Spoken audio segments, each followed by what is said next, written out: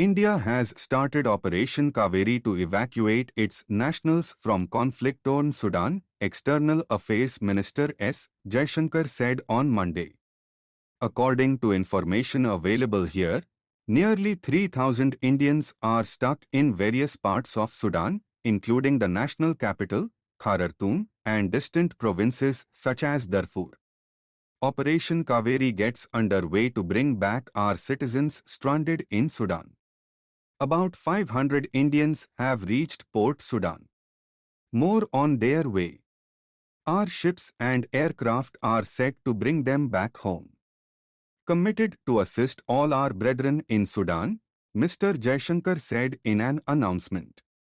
The political crisis in Sudan turned into a countrywide armed conflict on 15 April after a disagreement between the Paramilitary Rapid Support Forces (RSF) and the Sudanese Armed Forces (SAF) over the security sector reform (SSR) spiraled into an armed confrontation between the commanders of the two wings. The Madhya Pradesh Forest Department has asked the central government for an alternative site for cheetahs currently introduced at the Kuno National Park, KNP, which has seen the death of two felines in less than a month. While the existing population of cheetahs would remain within the larger Kuno landscape, newer batches of imported cheetahs would be located in Gandhi Sagar and Nauradehi wildlife sanctuaries in MP.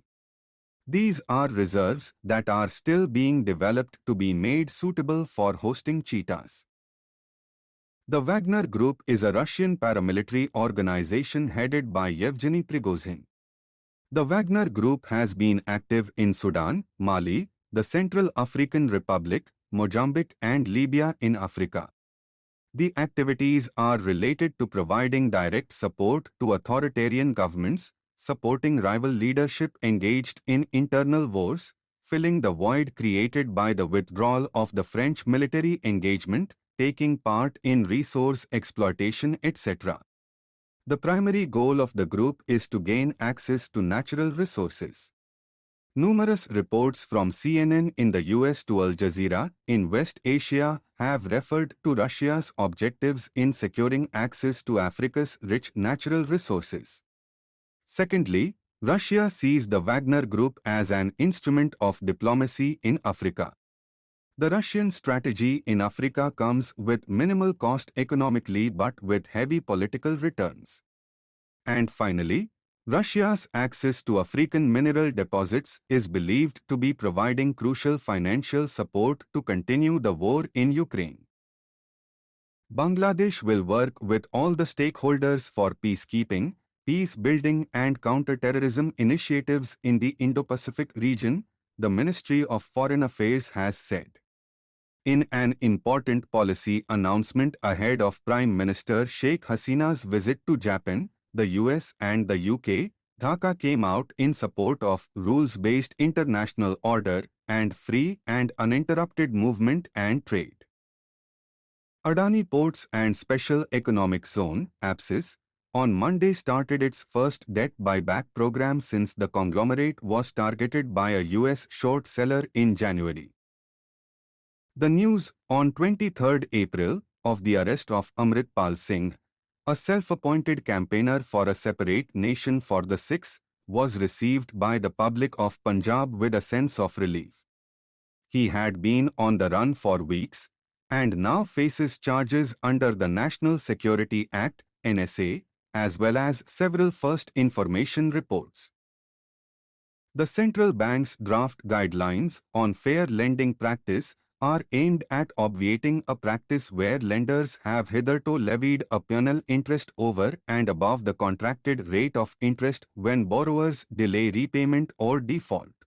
The RBI's decision to step in to ensure a fair and transparent approach to credit pricing has to be seen in the context of the sharp uptick in retail lending in recent years.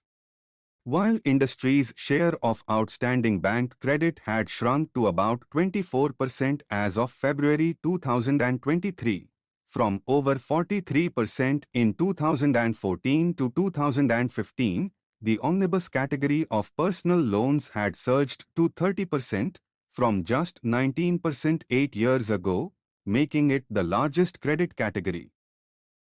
Article 355 of the Constitution says that it shall be the duty of the Union to ensure that the government of every state is carried on in accordance with the provisions of this Constitution. The Constitution requires the Governor to act when a bill is passed by the Assembly and present it to him as per the options given in Article 200. If he does not act in accordance with the Constitution and sits on the bills indefinitely, he is creating a situation where governance of the state cannot be carried on in accordance with constitutional provisions. In such a situation, the government of the state has a constitutional duty to invoke Article 355 and inform the President about it, and request her to give suitable instructions to the Governor to ensure that the government is carried on in accordance with the Constitution.